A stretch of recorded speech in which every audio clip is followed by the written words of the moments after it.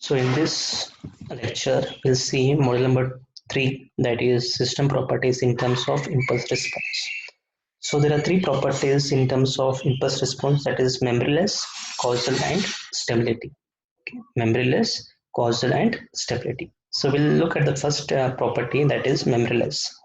So the statement is a discrete LTI system is said to be memoryless if and only if its impulse response is of the form h of n is equal to c into delta of n, where c is a arbitrary constant, where delta of n is impulse function. Okay, I'll repeat. A discrete LTI system is said to be memoryless if and only if its impulse response is of the form. So impulse response is h of n. So h of n is equal to c into delta of n. C is where c is any arbitrary constant. So that is h of n.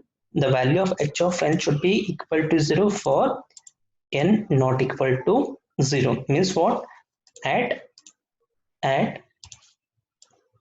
means it is nothing but it is in this form.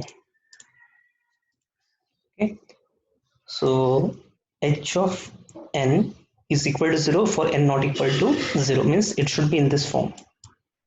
Okay, so it is only should present at the origin. This is my h of n. Only at origin its value should be present, and elsewhere it should be what? 0. Elsewhere it should be 0. Only at 0 it should be, its value should be present, and else it should be 0. So that then it is said to be what? A memoryless system.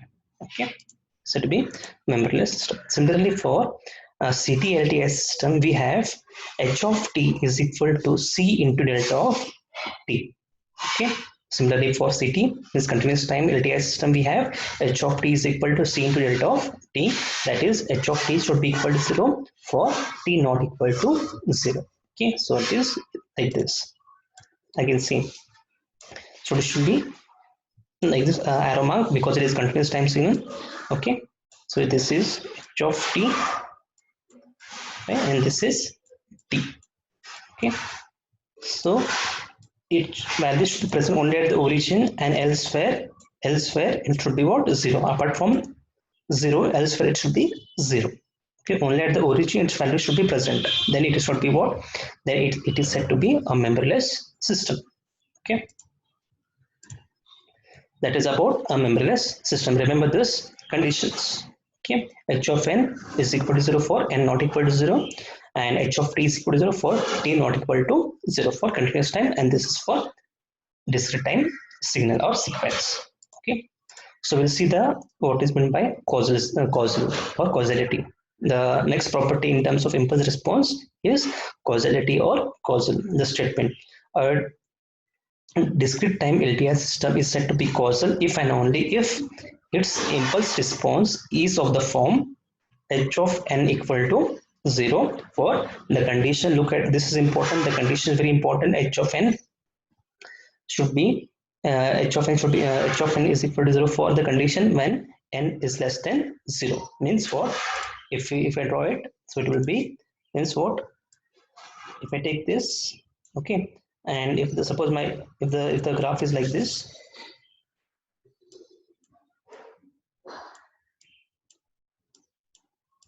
okay, look at this.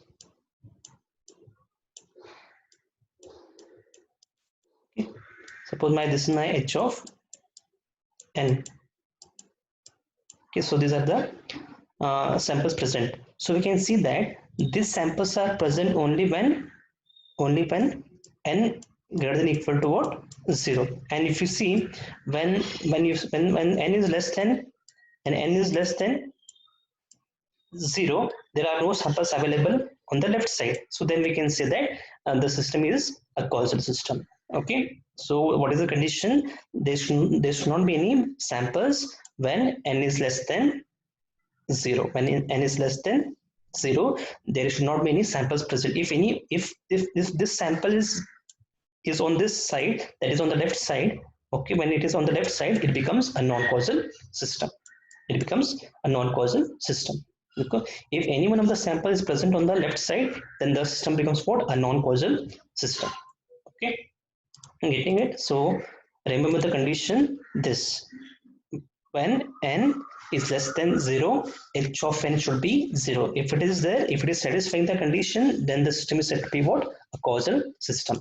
Similarly for CT-LTI system, suppose h of t is equal to 0 for t less than 0. So for example, if it is like this, suppose now if it is like this, okay, so this is my h of t and this is here, fine. So we can see that there are no signals present on the negative side, so we can say that system is causal. Okay, so if it is, how, when will be the system will be uncausal? When we have in this form, when the signal is in this form. See this, because we can see that the signal is present when it is less than when t is less than 0. When t is less than 0, there is a signal present, okay, here. So that's why it becomes what non-causal. Okay, it becomes what? A non-causal. Remember that. Okay, so that is about causal. Then next is about stability. Statement is LTI system is a bounded input, bounded output. This is bounded input and bounded output stable if and only if its impulse response h of n is absolutely summable. If and only if its impulse response h of n is absolutely summable. That is, and the condition, the problem is, the condition is the summation k is equal to minus infinity to plus infinity mod of h of k less than infinity for BIPO stability. Okay, this is the condition for discrete LTI system. Okay, what is the formula? Summation k is equal to minus infinity to plus infinity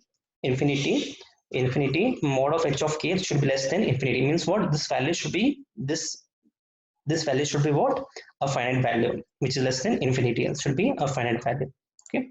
Similarly, for a CT-LTI system, we have integration minus infinity to plus infinity mod of h of tau into d tau less than infinity. Okay, so this is the condition for CT-LTI system. Okay, so we will see the problems with respect to all these properties, all the three properties, that is memberless, causal, and stability. So make sure that you remember the conditions for all the three properties, and this very important topic as for your exams are concerned. Okay. So one problem will be sure on this in the exam. Okay. So this is about the system properties in terms of impulse response. So we'll stop it here and we'll see the problems in the next class.